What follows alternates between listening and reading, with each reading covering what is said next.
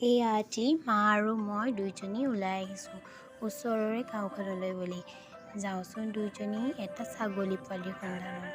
আৰু চাওক আজি দুইজনীৰে ড্ৰেছটো মিলি গৈছে, টুইনিং টাইপেই হৈ গৈছে। আৰু আমাৰ লগত ইফালে ওলালে ৰাজু আৰু বিশাল। আৰু ইফালে চাওক গাঁৱৰ সৌন্দৰ্য, ধানবিলাক পূৰা ধুনীয়াকৈ পকিছে আৰু দেই। দুইজনী গৈ আছোঁ আৰু ইফালে ওচৰৰে দোকানতে সোমাই কিবা এটা লৈ ল'লোঁ মানুহ ঘৰলৈ বুলি। আৰু ইয়াত যে জুম কৰি দেখালোঁ, সেই গাঁওখনৰ মাজত আছে আমাৰ মাটি। আৰু এয়া গৈছোঁ আমি ছাগলী পোৱালি চাবলৈ, কিন্তু আন্ধাৰেই হৈ গ'ল আৰু ভালকৈ দেখা পিছে নাপালোঁগৈ। তথাপিতো সেইটো চাওক, দেখিছেনে নাই নাজানো বাৰু কেমেৰাত।